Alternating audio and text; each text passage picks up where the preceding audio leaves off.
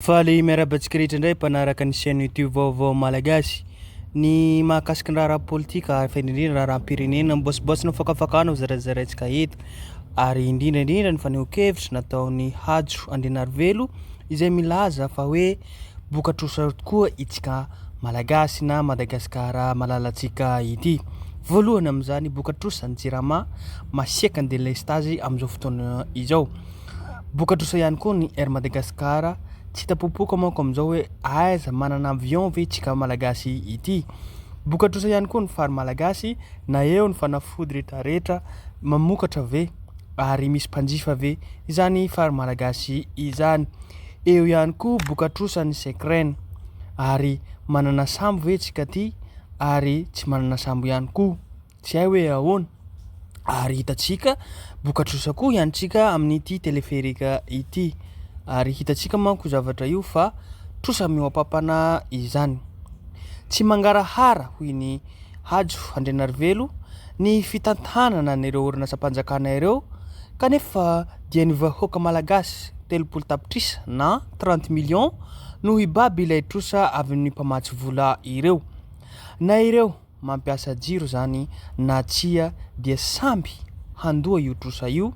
Eo ihany koa na mitaingina fiaramanidina zany na tsia samby handoana zany ihany koa. Eo ihany koa na ny mpividy fanafody zany na tsia samby ao anatin'ny fandavarana vola izany ihany koa. Ary na ireo manana sambo na tsia amin'ny sekrentinentsika zay. Ary fa indrindra ihany koa ity teleferika ity na ianao hiondrana na ianao tsy hiondrana amin'ny teleferika ity dia ianao ihany koa no handoany trosa zay. Ary nanamafy ihany koa i Hajo Andrinarivelo fa hoe fanao ny mitrosa hanatsarana ny fiainam-bahoaka saingy indrisa nefa ho antsika malagasy dia tsy misy fiantraikana amin'ny maro anisa mihitsy izany fa olombitsy no mahazo tombony amin'izany rehetra zany. Ary nanamafy ihany koa izy hoe miandry ny antemeram-pirenena vaovao ihany koa hitaky ny mangarahara mahakasiky ny raharaha izany. Ary nanao commentaire manko amin'izany ireo mpisehatra ny réseaux sociaux niteny anazy fa hoe azafady indrindra tompoko tena ifonana niaraka tao nge ianareo e. Aoka ny tantara no hitsara ary tompon'andraikitra amin'izao ianareo mamerina fifona tompoko hoy ny commentaire izay mpisehatra serasera izay.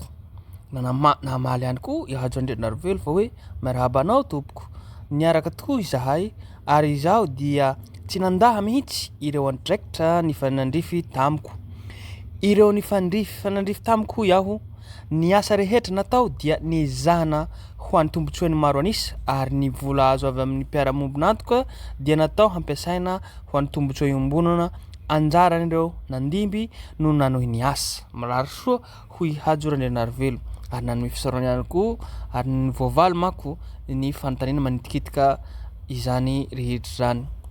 Ary hitatsika manko dia mbola maneho hevitra ihany ireo mpisehatra serasera réseaux sociaux hoe zao nareo efa tsy ao anatin'ny fitondrana intsony dia mba tantarao amin'izay hoe lasa aiza ny volan'ny fer. Ary nanamafy ihany koa manko ihery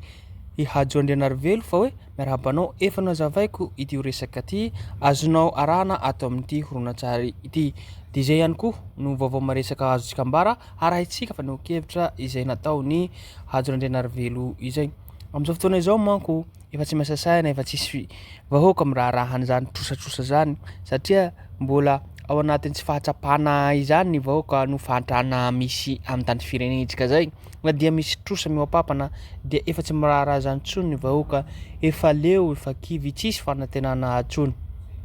Hiverina antsika satria izay ihany koa ny faneho-kevitra nataon'ny Kotolo ilay Mehitsiambo hoe tsisy raha iny gasy zany na inona zany na eo aza fanandrenan'ity Prime Ministre vaovao izay mbola niverina indray manko izy amin'izao satria ny gouvernement nametra-pialana ary mbola voatazona ihany Tsay Christian. Ny mpanina vaovao tsy haiko Tsay Christian zay nahoana fa de za zany mitovy amin'ny gasy rehetrarehetra any tsisy raha ny amany gasy an'izay ho lany ao tsy tsisy raha ny amany gasy an'izany. Fiainana raha maniny amaniny fa tsy tratra hoe de minona sano aloha. Zatra fataky inona moa ny safidim-bahoaka mba respekteo filoham-pirenena reny maneho ny hevitra ry amin'ny lalambe ary dia lacrymogène maramila inona moa zany antapitrisany manakana reny ataony CENI ataony ACC efa inona moa zany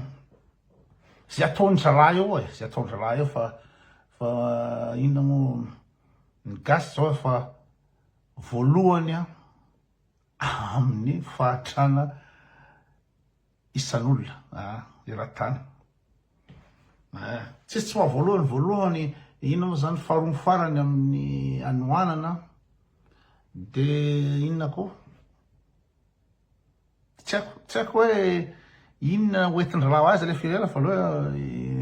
zay fanosehany eo fa ny gasy fa tsisy mirarary zany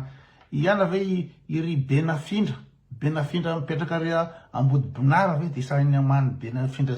zay ina moa zany prime ministre lany sy zay ina moa zany zay mpanina lany eo ampiova inona moa zay mpanina lany eo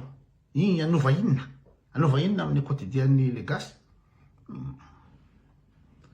raha ohatra ka tsy mety tonga saina mihitsy ery zalahy ao satria raha ny 2.9 malagasy mantra fadiran'ovana de le 900 reo tsy mbola miliardaire akory fa zany eo amin'ny ohatra ray na roa eo zany isanjato malagasy zany no multimilliardaire ireo ihany miodiny eo ihany koa i Andra Joel mbola nanamafy ary mbola manamafy ndray koa ireo solombavam-bahoaka fa ny hotra ary ny zato mahery ndray zareo amin'izao fotoana izao ty fa tsy 80 mahery fa nisy ihany koa niditra ao anatiny vonana Irmara ity izay indépendant na tsy miankina mahaleo tena zay ka nanangana ary niditra amin'ny Irmara indray tsy valapatrika fa anaraka izay fanokevitra nataony Hajo Andrianarivelo makasika ny volany fera izay tsara tantana izy tamin'izany fa teo amin'ny fanapahan-kevitra ny Andra Joel sy Tsay Kristianta premier ministre tamin'izany no nahatonga ny vola tsy nivoaka hoy faneho-kevitra makasika trosa mihoampampana ary vola tsy naloa tamin'ny fera zany zay ihany koa ny vaovao maresaka azontsika ambara azadino hatrany miabone na manao j'aime na manao commentaire ahafahantsika hahatsaratsara zavatra izay ty ny faneho-kevitra nataon'ny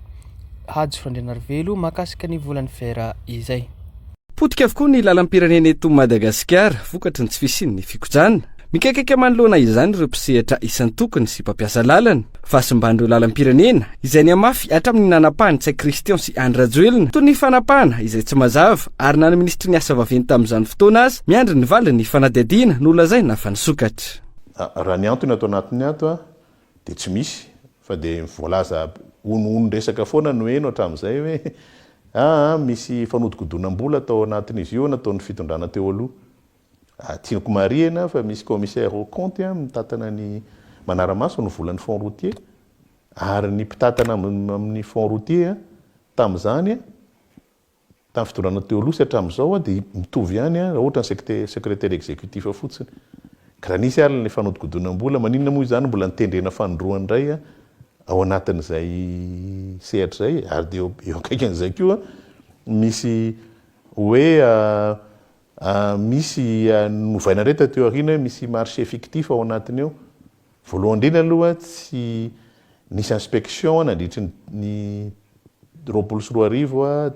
ray manontolo tsy nahita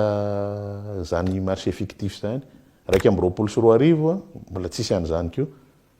dia gaga zay ao anatin'ilay izy ne misy marché fictif lazaina ihany koa fa hoe mety misy marché de gré à gré tsy tiako marihana tsara fa nandritra na ministre tsy nanao marché de gré à gré na anankiray ary mbola miandry hatramin'izao mbola miandry hoe aizy zany fanadihadiana satria fintelo say ny efatra no nanaovana an'izany natsatry Tsay Christian sy Andra Joel ny fahamam-bola teo anivon'ny fond routier no ifilazana fa tsy visina fitantanana madio teo anivon'ny ministera io potika ny lalam-pirenena etsakilany i Tsay Christian milaza fa tsy ny vola no olany ny fanjakana ny resaka fera eto dia milaza aminao problème mifera jerevana daholy be deabe misy ny tena nanao asa tena d'accord amin'izany a fa be deabe ny asa fictif manana ny fanrotia tsika am'izao fotoana zao manakaiky ny 600 milliards d'ariary ny vola atsika ao anatin'ny fanrotia fa zao ny fanrotia tompoko dia tsy natao lanilaniana fahatany azay ny mahatonga tsy indraindray hoe bankropitra ny fantsakana tsy maloha an'ireny orinasa ireny tsy tompoko tsy hoe ka manam-bola atsika ka ho lalaniana fahatany ny vola mpantsakana tsy misy asa natao asa vandivandiny natao tamin'ny fotoanan'ireny kanefa mitaky vola ka iny arany tsy anamboarana n'le lalana eran'ny Madagasikara amintsika miteny zao tena ho marina ve le vola dia ampiasao reo ny passation natao tamin'izany mazava tsara ao anatiny eo. Androany potika ny lalam-pirenena rehetra vokatry ny tsy fisiany fikojana ara-potoana. Andrajola Sitsa Kristian Etsakilany milaza fa misy ny vola fa raha ny zava-misy ankehitriny aloha tsy any amin'ny fikojana ireo lalam-pirenena no ampiasany azy. Ity fahasimban'ny lalana eto Madagasikara ity izay nahatohiny ireo mpiara-mombonantoka ara-bola sy ara-teknika raha tsy aka afa-tsy ny vondrona Européenne. C'est bien de construire des routes. Mais nous, en tant que partenaires, tsara ny fanamboarana lalana fa amin'ny maha-mpiara-mombonantoka anay manampy amin'ny hafantarana ny lalana eto Madagasikara izay hita fa tena mbola tsy ampy fa isan'ny mahasorena anay ny mahita fa hoe tsy ampy ny vola atokana ikojakojana ireo lalana efa vita ka raha tokony ikojakojana matetika ny lalana rariny raha 5 taona fotsiny dia simba ny lalana nefa tokony aharitra 12 taona izany tsoriko fa izay no mampimpotra ireo mpiara-mombonantoka mahita fa tsy misy ny fikarakarana ireo lalana ka mila mamoaka vola antapitrisany indray anamboarana izany izay vola very fotsiny routiers pour qu'ils puissent entretenir les routes. Kivy ny mpiara-mombonantoka ara-bola sy ara-teknika amin'ny Madagasikara manoloana ny fomba fiasan'ny fahefana-panatanteraka taratra ny tsy fahaiza mitantana ny fahampotehany lalam-pirenena io hoy ny ministry ny asa vaventy teo aloha. Tao anatin'ity réforme natao ty ireo station de pesage eran'ny Madagasikara ireo nandeha daholo. Fa avy eo tsy nomena ny vola karaman'le izy mipiasa débloqué ary nisy ny négociation natao tamin'izany niaraka tamin'ireo transporteur ary nyfanarahana niaraka tamin'ireo transporteur ny hoe fampiarana ny lalàna amin'ny fampiarana ny lalàna amin'ny fitateran'entana fa lazaina indray avy eo fa hoe ny ministra nampitombo ny lanjan'ny camion mandeha amin'ny lalana tsy ministre ny travaux publics ngeny mi-autoriser fampidirana camion eto Madagasikara fa ministère en transport misy lalàna milaza fa tsy azo ampidirina ny camion sasany kanefa misy tafiditra foana mahazo dérogation foana fa zay tsisy miteny